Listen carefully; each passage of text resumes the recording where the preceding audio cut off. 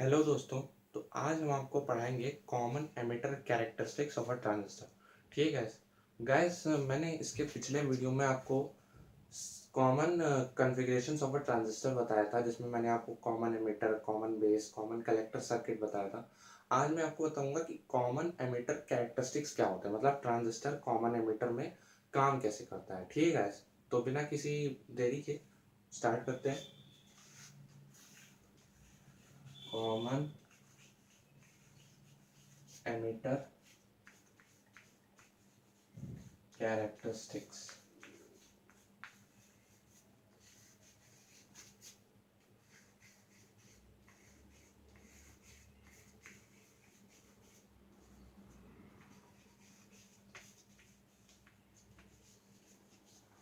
तो सबसे पहले आप इसकी एक डेफिनेशन लिख लीजिएगा।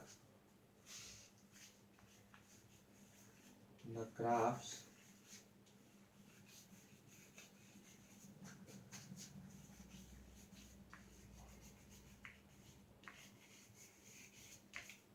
drawn between appropriate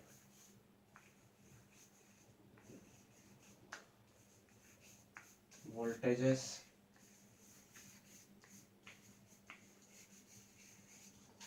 and current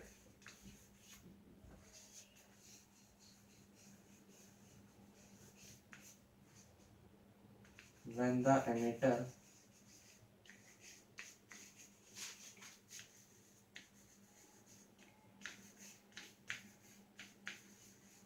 और हाँ गाइस, ये आज सारी कहानी मैं आपको एनपीएन के लिए बताऊंगा, क्योंकि गाइस एनपीएन ही ऐसा एक ट्रांजिस्टर होता है जिसे हम सबसे ज़्यादा यूज़ करते हैं, क्योंकि उसमें इलेक्ट्रॉन करंट जनरेट करता है, इसलिए हम एनपीएन को सबसे ज़्यादा यूज़ करते हैं। ठीक है guys, when the emitter is taken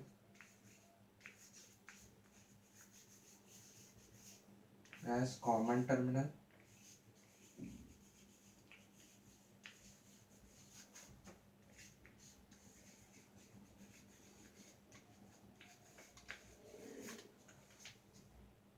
and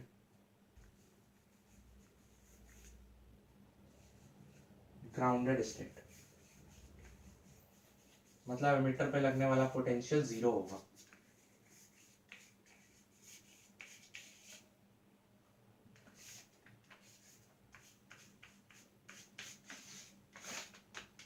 ठीक है, तो ये मैंने बता दिया आपको कॉमन एमिटर कैरेक्टरिस्टिक्स एक्चुअली होते क्या हैं। अब हम इसके अंदर भी तीन कैरेक्टरिस्टिक पढ़ते हैं, इनपुट कैरेक्टरिस्टिक, आउटपुट कैरेक्टरिस्टिक और ट्रांसफर कैरेक्टरिस्टिक। तो मैं आपको एक एक करके बताऊंगा। सबसे पहले आप इसे नोट कर सकते हैं, फिर स्क्रीनशॉट ले सकते हैं।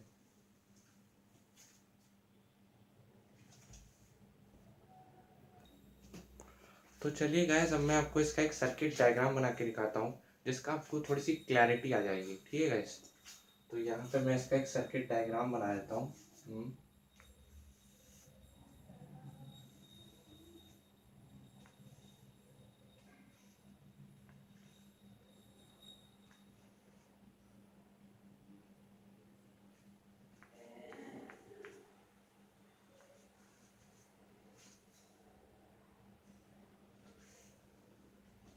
यहाँ पे मैंने एक बैटरी लगा ली।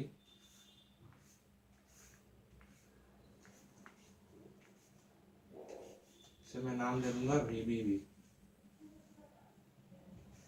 यहाँ मैंने लगाया एक रियोस्टेट।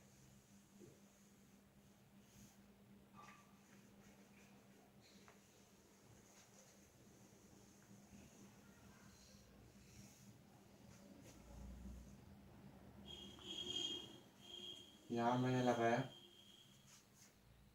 एक माइक्रो एमीटर।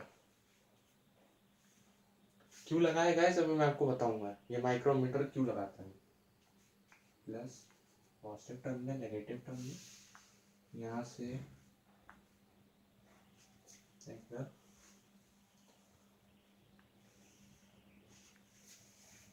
यहाँ से ये ग्राउंडेड स्टेट में चला जाता है।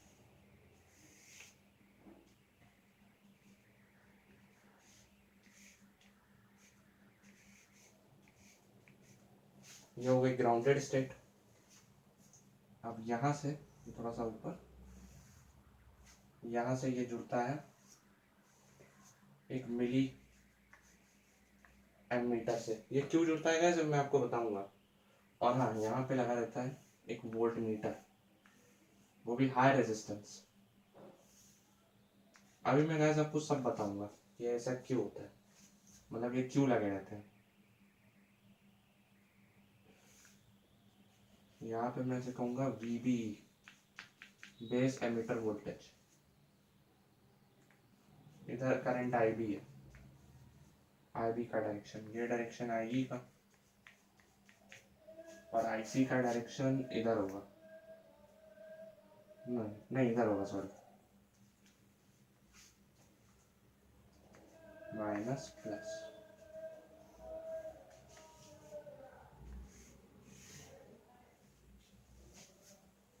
यहाँ से भी जुड़ा एक volt meter, positive terminal negative terminal. यहाँ से एक और बैटरी कनेक्ट करेंगे हम,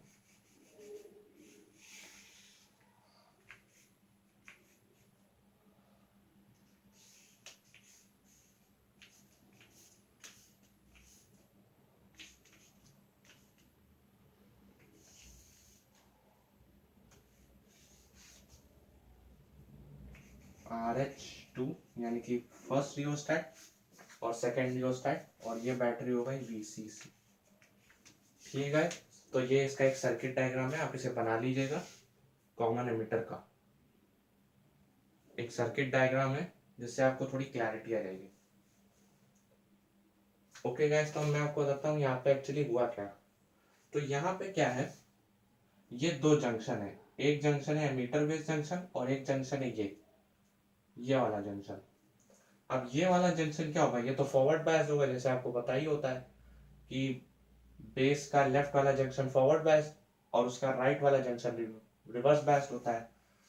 और इधर वाला जो है वो एक बैटरी से कनेक्टेड है, VEV। जैसे कि मैंने आपको बताया था, जब हम ट्रांजिस्टर की बाइसिंग करते हैं उसे कहते हैं active state of a transistor. ठीक है, active state of a transistor, active state of a transistor.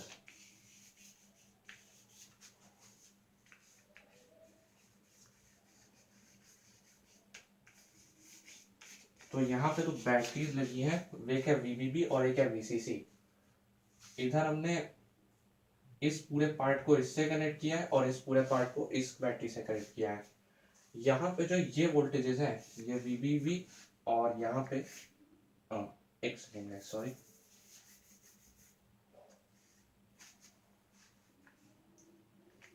और यहाँ मैं वोल्टेज लिखूंगा VCE, कलेक्टर एमिटर वोल्टेज, क्योंकि एमिटर यहाँ पे कॉमन है। ठीक है, तो यहाँ पे अगर आप देखिए ये वोल्टेज और ये वोल्टेज, ये दोनों किससे मेजर होते हैं, ये दोनों मेजर होते हैं हाई रेजिस्टेंस वोल्टमीटर से।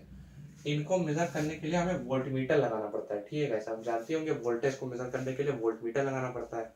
बट यहाँ पे क्या है, यहाँ पे हाई रेजिस्टेंस का इस्तेमाल करते हैं। अब हाई रेजिस्टेंस क्यों होता है ये मैं आपको आगे बताऊंगा, जब हम इनपुट और आउटपुट कैरेक्टरिस्टिक की डीप स्टडी करेंगे। ठीक है, उसके बाद आप देखिए यहाँ पे हमने एक माइक्रोमीटर और एक मिलीमीटर लगाया हुआ है। ये क्यों गैस, क्योंकि आईबी जो करंट होता है वो तो छोटा होता है, जैसे आपको पता ही होगा।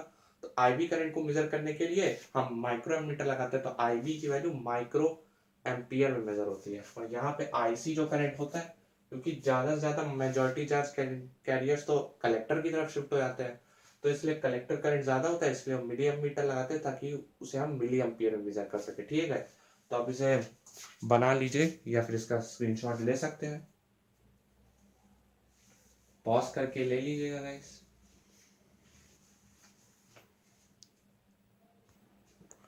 तो चलिए गाइस, अब हम पढ़ने जा रहे हैं इनपुट कैरेक्टरिस्टिक। जैसे कि हमें पता है, हमें यहाँ पे तीन कैरेक्टरिस्टिक स्टडी करनी है, इनपुट, आउटपुट और ट्रांसफर। तो हम पहले इनपुट कैरेक्टरिस्टिक स्टडी करेंगे। और गाइस एक बात ये है कि क्योंकि एक कॉमन एमिटर है, तो यहाँ पे एमिटर कॉमन टर्मिनल हो जाएगा, तो बेस इनपुट टर्मिनल होगा और कलेक्टर आउटपुट टर्मिनल होगा। ठीक है, तो पहले हम आते हैं इनपुट कैरेक्टरिस्टिक पे। Input characteristics.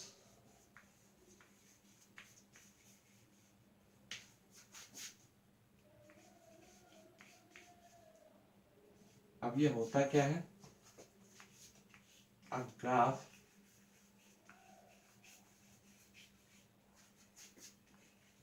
showing the variation of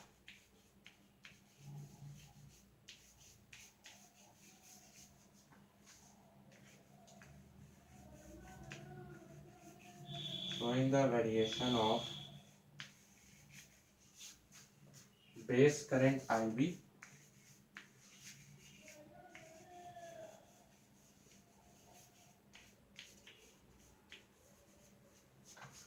with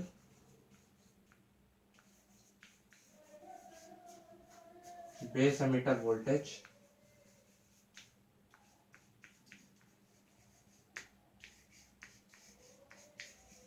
अब मैं आपको बताऊं, इसका ग्राफ भी बताऊंगा और इसके ग्राफ से कुछ हम कंक्लूजन्स भी निकालेंगे।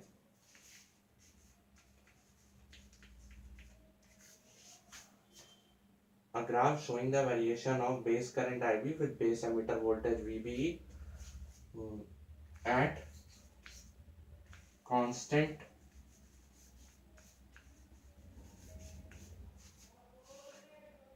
emitter collector voltage या कलेक्टर emitter voltage कह सकते हैं।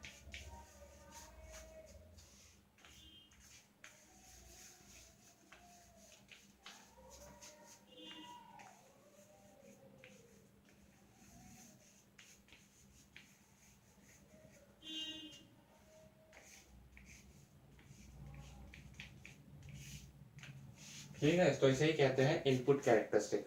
ये ग्राफ होता है बेस करंट आईबी और बेस एमिटर वोल्टेज में। जैसे कि मैंने आपको बताया था ना, कॉमन एमिटर कैरेक्टरिस्टिक्स क्या होते हैं, वी और आई के बीच में ग्राफ होता है, तो यहाँ पे वी कौन सा है, बेस एमिटर, और यहाँ पे करंट कौन सी है, आईबी, क्योंकि ये इनपुट करंट है ना, बेस इनपुट टर्मिनल है और ये वाला उसका वोल्टेज है। और constant emitter collector voltage, at constant emitter collector voltage पे हम इसका एक ग्राफ बनाते हैं। गाइस अभी मैं आगे जब आपको आउटपुट कैरेक्टरिस्टिक बताऊंगा तो मैं आपको ये भी बताऊंगा कि जो आउटपुट कैरेक्टरिस्टिक का जो रिजल्ट होता है वो इनपुट कैरेक्टरिस्टिक कंट्रोल करते हैं। Output characteristics are controlled by the input characteristics. तभी जो आईबी का आईसी का करंट होता है वो आईबी पे ही डिपेंड करता है। ये मैं आपको आगे बताऊंगा जब आपको आउटपुट कैरेक्टरिस्टिक बताऊंगा। ठीक है गाइस, फिलहाल फिर से आप इसे नोट कर लीजिए, यही होती है इनपुट कैरेक्टरिस्टिक। ठीक है गाइस, अभी इसका मैं ग्राफ भी बताऊंगा और उस ग्राफ से हम कुछ कंक्लूजन्स निकालेंगे।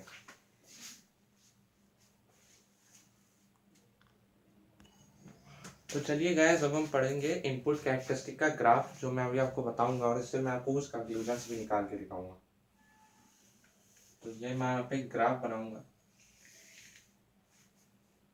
नीचे हो जाएगा VBE इन वोल्ट्स,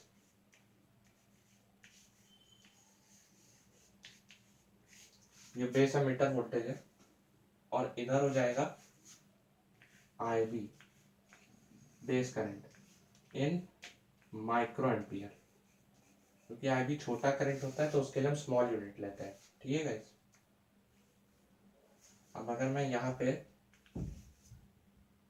कोऑर्डिनेट्स लूँ तो 0.2, मैं सब में 0.22 का डिफरेंस लेते जा रहा हूँ। ठीक है गाइस, 0.4, 0.6, 0.8,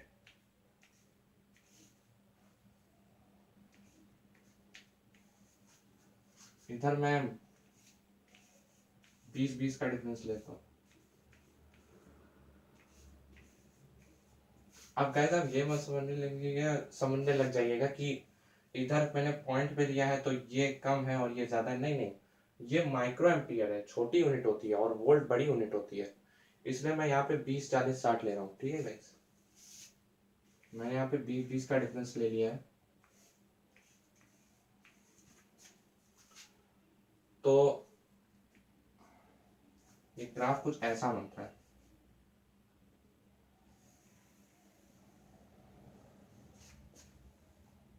यहाँ पे VC की वैल्यू कुछ भी हो सकती है, क्योंकि कांस्टेंट वैल्यू होती, तो मैं इसे ले लेता हूँ 4 वोल्ट। ऐसे ही मैंने एक और बनाई इसकी, यहाँ पे इसकी वैल्यू मैंने दे दी 10 वोल्ट। ठीक है गाइस, अब गाइस इस ग्राफ से हम कुछ कंक्लूजन्स निकालेंगे, पर पहले आप इसे ड्रॉ कर लीजिएगा।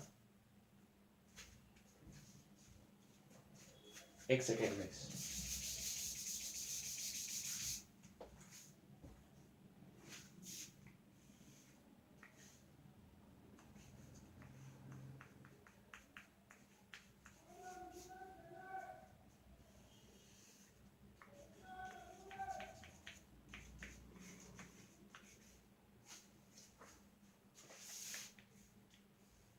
ठीक है गाइस, तो यहाँ पे मैंने VC की अलग अलग वैल्यूज ली ताकि मैं आपको ये बता सकूं, मतलब हमें ये पता चल सके कि VC का IB पे क्या डिपेंडेंस है। ठीक है गाइस, तो यहाँ से हम कुछ कंक्लूजन निकालेंगे जिससे हमें ये पता चलेगा कि VC का IB पे कुछ डिपेंडेंस है कि नहीं।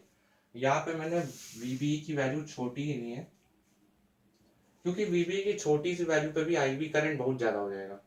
मतलब अगर आप VBE की वैल्यू थोड़ी बहुत भी बढ़ाते जाए तो IB बहुत ज्यादा बढ़ जाएगा। फॉरवर्ड बायसिंग है ना, एमीटर बेस वोल्टेज तो फॉरवर्ड बायस होता है, सॉरी एमीटर बेस जंक्शन तो फॉरवर्ड बायस होता है। ठीक है, तो आप इसे ड्रॉ कर लीजिएगा।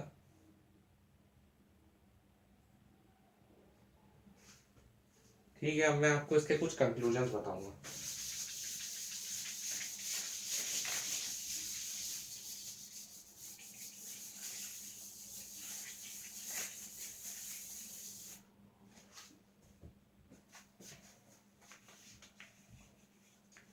कंक्लूजन्स, पहला, as long as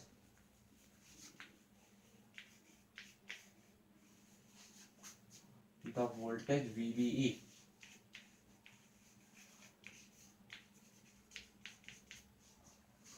is less than the barrier voltage,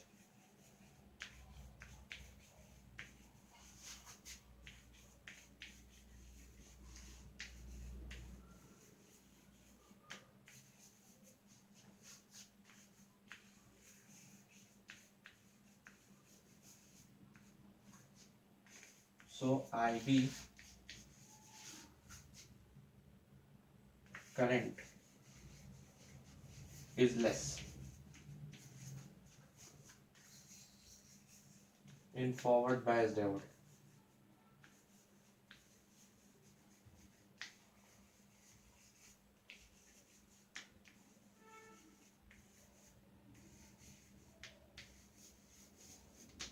ठीक है गाइस, तो यहाँ से एक कंक्लूजन ये आता है कि अगर ये जो बेस एमिटर वोल्टेज है ये बैरियर वोल्टेज से कम हो जाए। वैसे आपको पता होगा बैरियर वोल्टेज क्या होता है, जब दो डायोड्स के बीच में जो डिप्लेशन लेयर बनती है उसमें से पोटेंशियल बनता है, उसे कहते हैं बैरियर पोटेंशियल, और उसी पोटेंशियल में से जो वोल्टेज क्रिएट होता है उसे कहते हैं barrier voltage.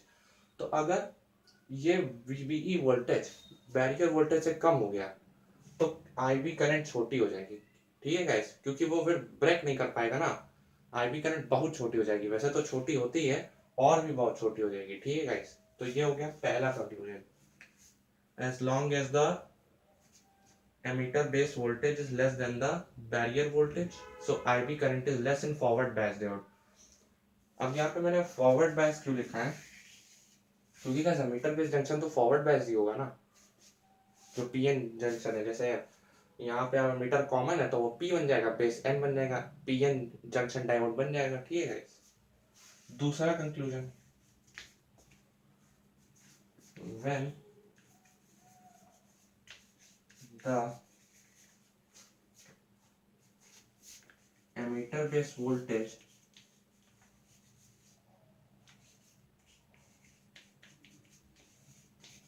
exceeds the barrier voltage,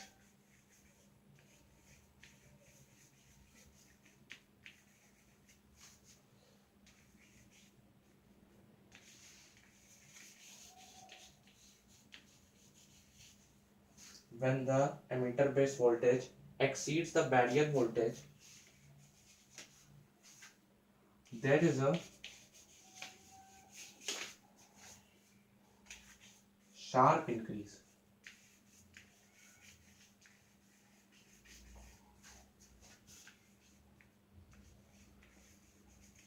in the value of IB।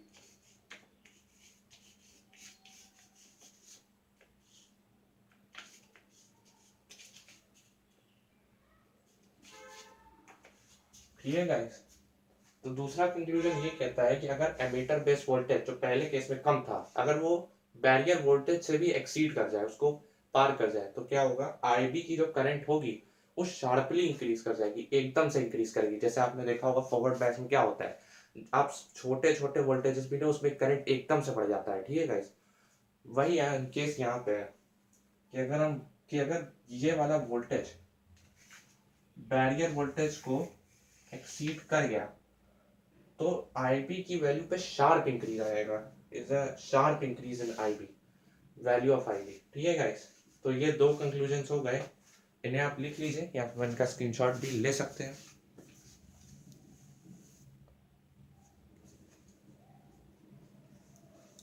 ले लिया होगा गाइस, ओके। एक तीसरा कंक्लूजन भी है,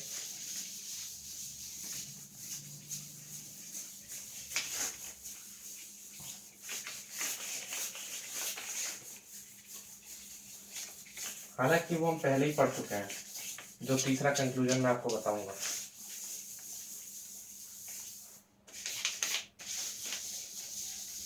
वो मैंने आपको पहले वीडियोस में बता दिया था।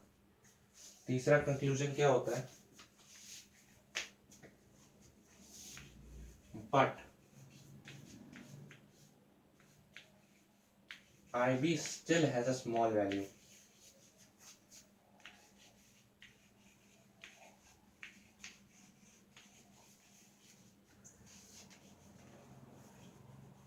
As most of the majority charge carriers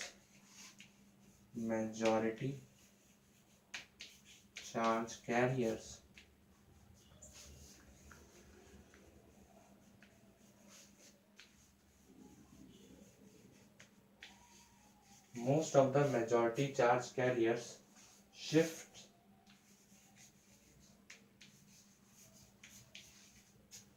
to the collector side या towards the collector side.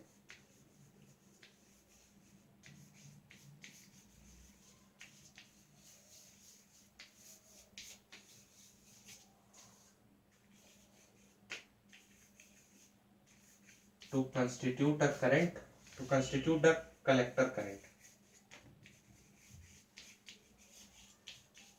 ठीक है, तो ये पॉइंट आपको पहले से पता होगा।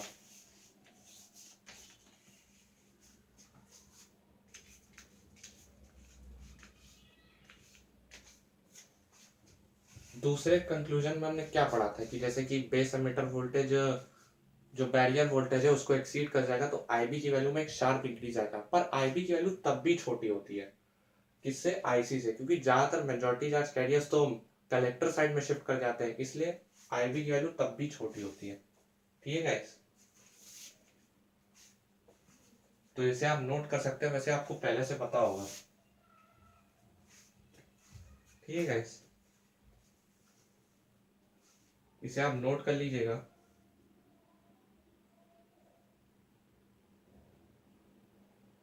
पॉज करके नोट कर लीजिएगा, ओके।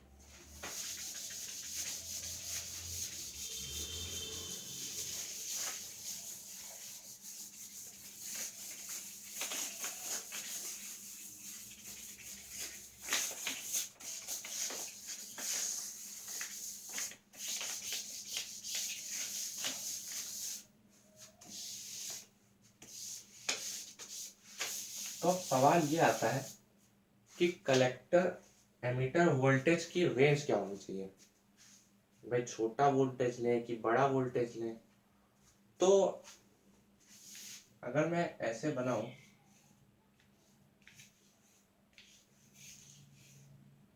मान लीजिए यहाँ एमिटर है, यहाँ बेस, यहाँ कलेक्टर, एन पी एन, तो मुझे चाहिए VCE।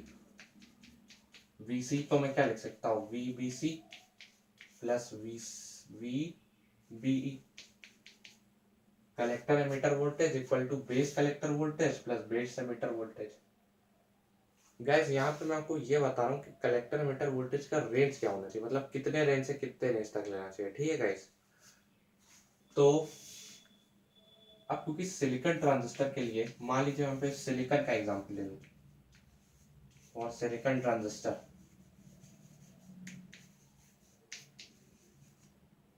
सिलिकॉन ट्रांजिस्टर के लिए जो बेस एमिटर वोल्टेज की वैल्यू होती है वो कुछ 0.6 से लेकर 0.7 तक होती है। मतलब इसकी जो वैल्यू होती है बेस एमिटर वोल्टेज की, ये वाला वोल्टेज, इसकी वैल्यू सिलिकॉन के लिए इसकी वैल्यू 0.6 से 0.7 होती है। तो जाहिर सी बात है जब इसकी वैल्यू इतनी सी है तो कलेक्टर मीटर की वैल्यू तो इससे ज़्यादा ही होनी चाहिए ना, 0.7 से ज़्यादा ही होना चाहिए, क्योंकि बेस कलेक्टर वोल्टेज भी तो कुछ होगा, तो 0.7 से ज़्यादा ही होगा। तो ऐसा पाया गया है कि VCE की जो रेंज होती है, एक्सपेरिमेंटली पाया गया है कि जो VCE की रेंज है वो है 3 वोल्ट से लेकर 20 वोल्ट तक। मतलब VCE की वैल्यू बड़ी लेते हैं हम लोग, 3 वोल्ट से लेकर 20 वोल्ट तक, ठीक है।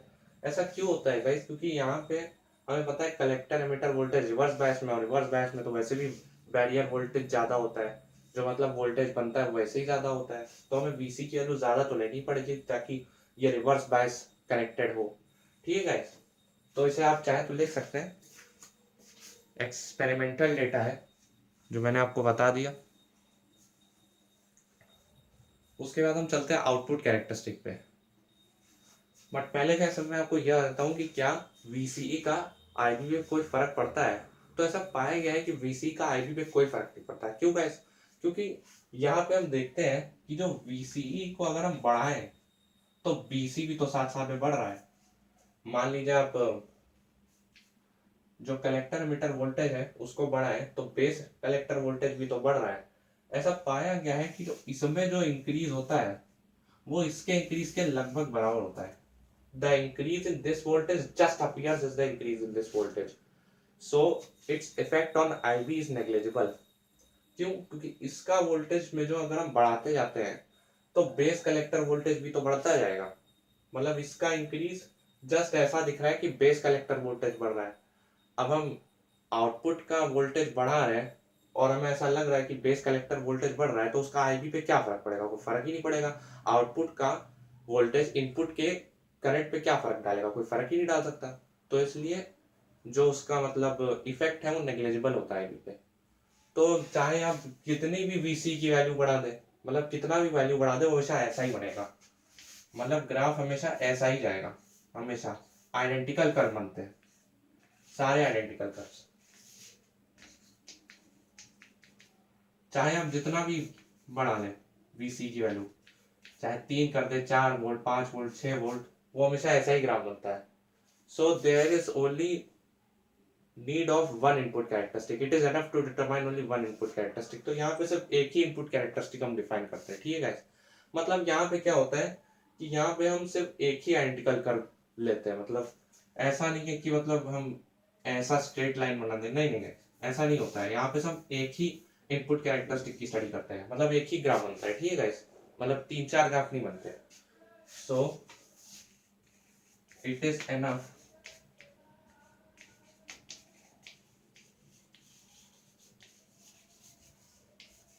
to determine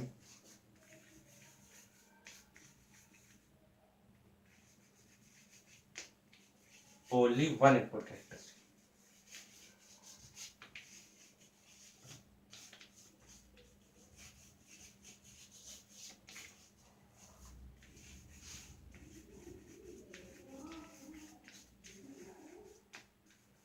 So there is need of only one input characteristic, yeah, it is enough to determine only one input characteristic, ठीक है गाइस। तो ऐसे आप नोट कर लीजिएगा। उसके बाद हम चलते हैं आउटपुट कैरेक्टरिस्टिक पे। तो चलिए गाइस, आउटपुट कैरेक्टरिस्टिक पे जाने से पहले मैं बताऊंगा इनपुट रेजिस्टेंस क्या होती है, ठीक है गाइस। क्योंकि गाइस जो हमने VI के बीच में ग्राफ बनाया है उसमें एक रेजिस्टेंस भी निकलती है जिसे कहते हैं इनपुट रेजिस्टेंस, ठीक है गाइस। तो आपको बताता हूँ इनपुट रेजिस्टेंस क्या होती है। Input resistance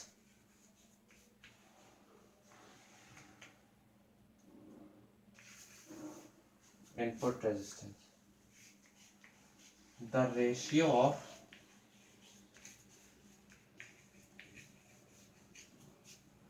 small change in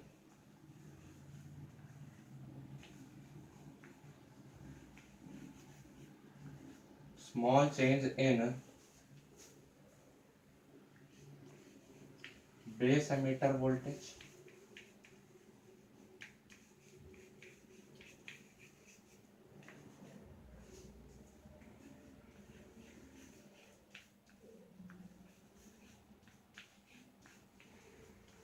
to the change in base current।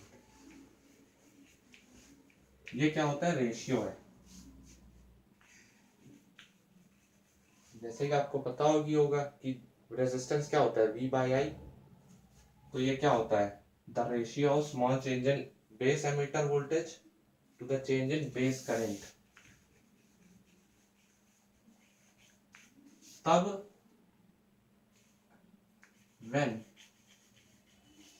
collector emitter voltage is kept constant या kept fixed।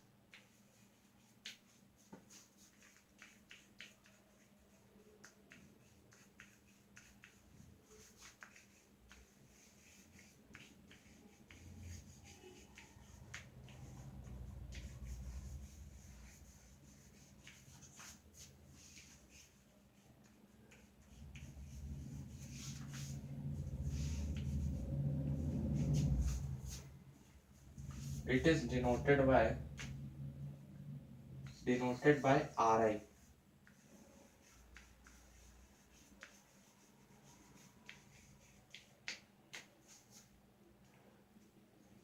तो यहां से RI को हम क्या लिख सकते हैं,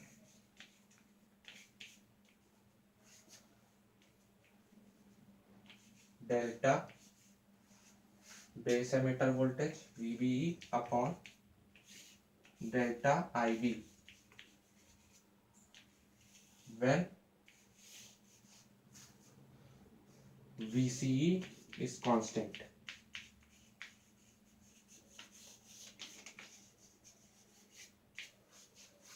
ठीक है गाइस, तो ये होता है इनपुट रेजिस्टेंस।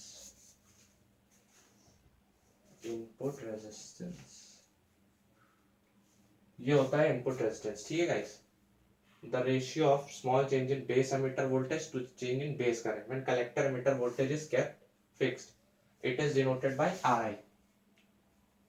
ठीक है गाइस, तो ये क्या होता है, RI equal to delta VBE upon delta IB, जहाँ पे कलेक्टर एमिटर वोल्टेज कांस्टेंट होता है। ठीक है गाइस, अब यहाँ पे गाइस RI की वैल्यू कुछ भी हो सकती है, मतलब कुछ 100 से 1000 ओम्स तक भी हो सकती है। Here RI can be any small value, क्योंकि इसकी वैल्यू वोल्टेज और करंट दोनों पे डिपेंड करेगी ना। स्मॉल वैल्यू, इनपुट रेजिस्टेंस तो वैसे भी स्मॉल होता है, आउटपुट रेजिस्टेंस ज्यादा होता है। वो आपको मैं बताऊंगा जब मैं आपको आउटपुट कैरेक्टरिस्टिक पढ़ाऊंगा।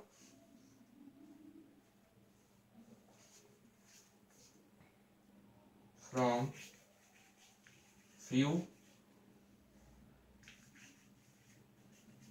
100 ohm to few 1000 ohms। RI की वैल्यू आप 100 ओम से लेके 1000 ओम तक किसी भी हो सकती है। अच्छा, वहाँ आउटपुट कैरेक्टरिस्टिक में क्या होगा, वहां पे आउटपुट रेजिस्टेंस किलो ओम तक पहुंच जाएगी, वहां उसका ऑर्डर किलो ओम पहुंच जाएगा। ठीक है गाइस, अब कैसे RI जो होता है ये नॉन लीनियर होता है। पहले आप इसे नोट कर लीजिए, फिर मैं आपको बताता हूँ कि नॉन लीनियर क्या है। तो चलिए गाइस, अब मैं आपको बताता हूँ कि RI नॉन लीनियर क्यों है। क्योंकि गाइस जैसे कि हमने ये ग्राफ पढ़ा था इनपुट कैरेक्टरिस्टिक का, अब ये लीनियर ग्राफ तो है नहीं, ये तो ऐसा ग्राफ बन रहा है। लीनियर ग्राफ तो ऐसा होता है, स्ट्रेट लाइन वाला। ये ग्राफ है लीनियर, ये तो ऐसा ग्राफ बन रहा है, बेस एमिटर वोल्टेज और करंट, बेस करंट। यहाँ पे ग्राफ लीनियर नहीं है, तो इसीलिए ये ओम्स लॉ को फॉलो नहीं करता, तभी वहां पे चेंज मैंने दिखाया था। ये ओम्स लॉ फॉलो नहीं करता, इसे डायनामिक रेजिस्टेंस भी कहते हैं, ठीक है। ये ओम्स लॉ को फॉलो नहीं करता है क्योंकि यहाँ पे जो इसका ग्राफ है वो नॉन लीनियर है। So as R I is non linear,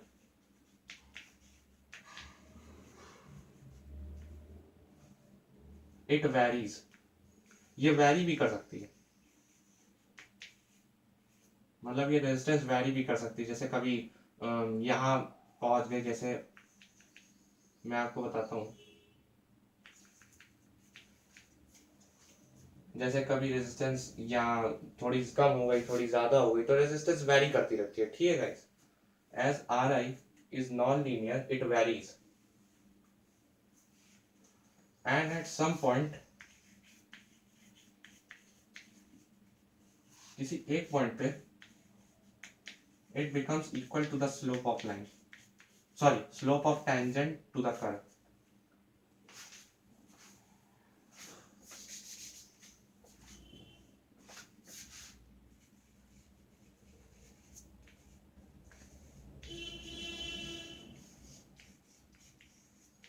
To the slope of tangent to the curve.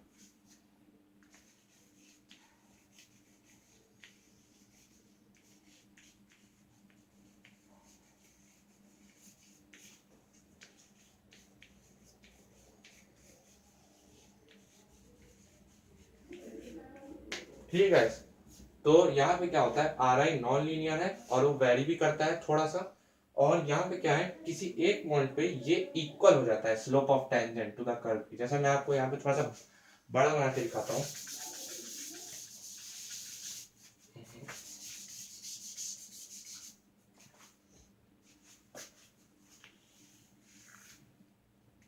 VBE base emitter voltage, base current,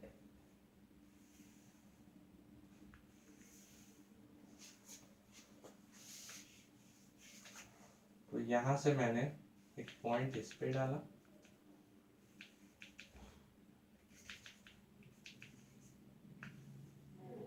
तो ये हुआ डेल्टा VBE, सॉरी डेल्टा, हाँ डेल्टा VBE,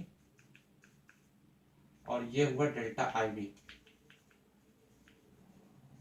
और इन दोनों का जो रेशियो होता है उसे कहते हैं रेजिस्टेंस। तो यहाँ पे अगर आप देखें तो टेंजेंट क्या होता है, अगर मैं यहाँ से एक पॉइंट से कट करूं, ये बन गई टेंजेंट। एक मिनट थोड़ा सा क्लियर दिखा देता हूँ।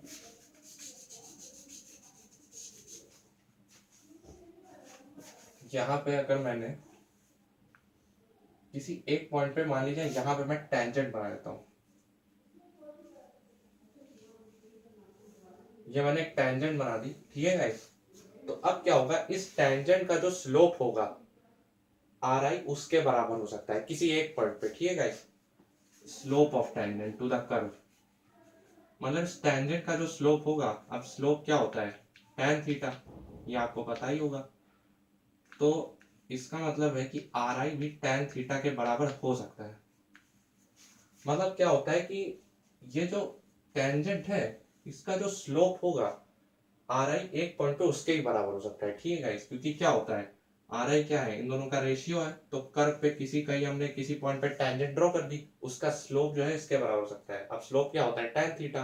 अच्छा, आउटपुट रेजिस्टेंस पे ये उल्टा हो जाएगा, ये रेसिप्रोकल ऑफ द स्लोप हो जाएगा, ठीक है गाइस। तो वहां पे अलग केस होता है, उसे गाइस हम अगले वीडियो में देखेंगे, ठीक है गाइस। तो आप इसे नोट कर लीजिएगा या फिर इसका स्क्रीनशॉट भी ले सकते हैं।